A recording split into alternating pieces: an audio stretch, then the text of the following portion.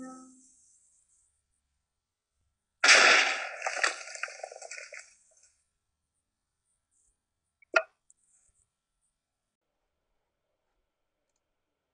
guys, Big Magic 35 here, and I'm coming back to you with another Minecraft video. This one is just a little tutorial, and sorry if what I said, the audio would be better on the previous video. I was crap and I didn't change my audio input, so I wasn't recording with the correct mic. This one should be working. But anyway, I am going to show you a cool piston door. I didn't know how to do this, and I had to search for like an hour to find a tutorial on it.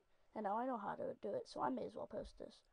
And it's the one where you flip the switch, and they pistons move blocks backwards, and then they move into the side of the walls, and there's no visible torches or anything. There are those two pistons visible, but that's completely unavoidable as far as I know. And I challenge someone to make one that nothing is visible besides blocks. It'd be very difficult indeed. But yeah, I'm going to show you how to do this. This is just a simple this is a little like demo that I made earlier. And I'm just going to show you how to do it. So first of all, what you want to do is you want to get your wall. And I guess this will just be a simple wall. It'll only be like 4 by 5 or something along those lines.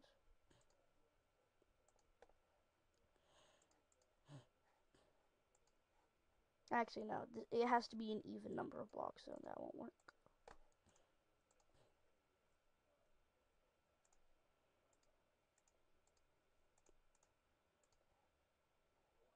And I've done pretty much everything to decrease lag and increase performance, so I would say that it's running a lot better now, my computer, while recording. So now that you have a 2 by 2 hole in your little wall, this is what you have to do. So yeah, you put pistons like that in a grid, then 2 pistons like that, so 4 pistons in a square, and then 2 pistons facing that direction. It does have to be that direction. That's very important. I'll mirror it on this side, and then simply place your block of choice, which is my swirly stone blocks, in those positions. So we have 2 pistons facing towards the door, but 1 to the side, 4 pistons facing towards these, and 2 blocks filling in the remaining gap, which so it makes a perfect 2 by 2 cube. 2 by 2 by 2 cube. Now it's time to rig up the actual piston mechanism. Now I find it easiest to find out where you're going to put the lever first, so I'm just going to put that there. Now for these pistons, I suggest starting on the side that you have your lever, and generally I do it on this side, so I suggest starting on this side. 4 blocks behind it, 2 repeaters there, and set them to maximum delay. 2 redstone there, and then connect it to the lever. That will power all 4 pistons back here. My nose is really clogged up. Now you have to build up kind of a thing. I suggest it to be like 2 higher than the doorway, and then you have to build out like that, so you have a little roof, and just build like that, so you have a structure that looks like this, and place torches here with those 2 spots.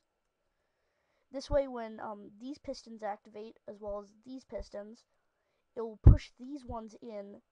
This one, that one, and these. It'll push those in, and they will get activated by these torches. And then I'll get to the bottom one soon. Now we do have to invert this signal, so what we're going to do is we're going to put that there, and then put a torch right here. Now just wire it up like this. That way these torches are off. And now that we have this side of the wiring done, we have to deal with the other side.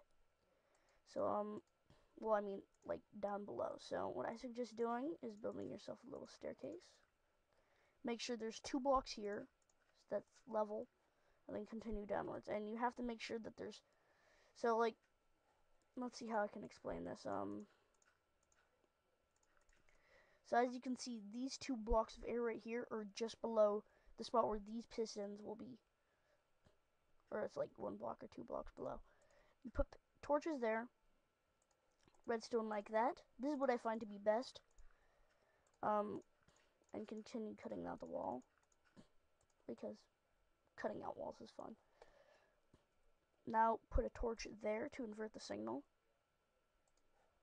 Put redstone there, and there we go. We now have the main mechanism now activate these pistons and these pistons. So if I flip the lever now, as you can see, it will work, but it's kind of messed up. Now, the reason it's messed up is because I haven't connected this yet. Now, just to ensure that this works, I'll put that there to trap it. So, now, as you can see, if I flip the lever, then these blocks fade away. And if I flip it again, they pop up. That's what we want, but we need the exact same thing to happen on the other side. So what we need to do is, first of all, let's cover this up because ugly redstone is not fun. I think go like 1 block away and then start digging yourself a little tunnel. That's a staircase downward. And then leave a space, I don't know, about, let's say right there. So it's 3 blocks this way, because you're going to want to put a repeater down. So now that you've gone a few blocks down, dig a little bit, and staircase upwards.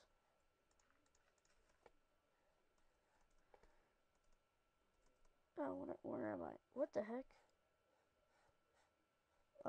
Earlier project, don't worry about that. This is my redstone world, so there may be the occasional mess up. And as you can see, I'm putting the blocks there and those repeaters there. Wire here, and I'm going to wire it up. Now, the signal will not be strong enough under any circumstances to reach all that far. So you're going to have to be putting some repeaters down. So what I'm doing is I'm connecting that. And now I hit the switch. When I hit the switch, I can see where it needs signal. And since we already made the spot, let's put that there. And let's put one here. That'll finish it, the job. And if you look over here, as you can see, the wall is completely solid. And flip the switch. That's not good. Let's see. Okay, I see what the problem was. See, I did not delay these correctly, because, see, those ones over there are set to maximum delay, and these would too, but these ones, there's 2 repeaters underground, so I have to set these only to 1 click, not 3 clicks. So I'm just going to reactivate it to reset the system, and then deactivate it, and it'll work fine. As you can see, it's pretty cool. It's not exactly the most resource-friendly design. Like, if you were trying to do this in survival, it would take you a while to get all the resources, but if you had a mob farm and all of that jazz, you could manage it. And then, yeah, there's all of this. You'd build a little tunnel for it, and as you can see, it looks nice and professional. You hit the button, and it's completely hidden.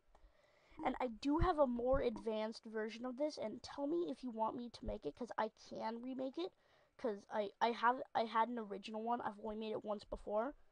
I had an original, and it failed. Like, I lost it. It was on another world, and I couldn't find it again.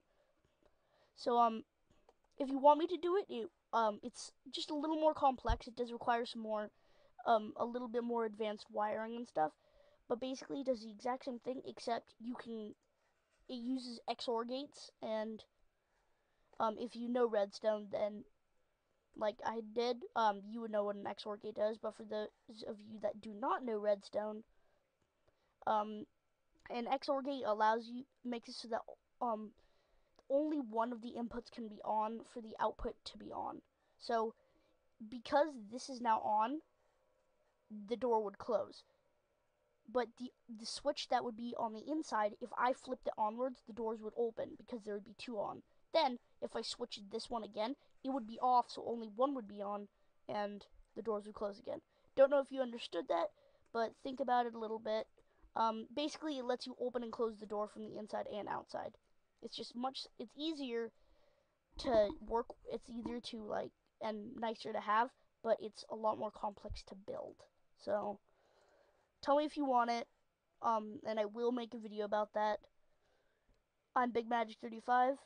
We all have perfect grammars. Thank you for coming by. Drop a like if you feel the need to, and subscribe if you want. And yeah, thanks. Bye.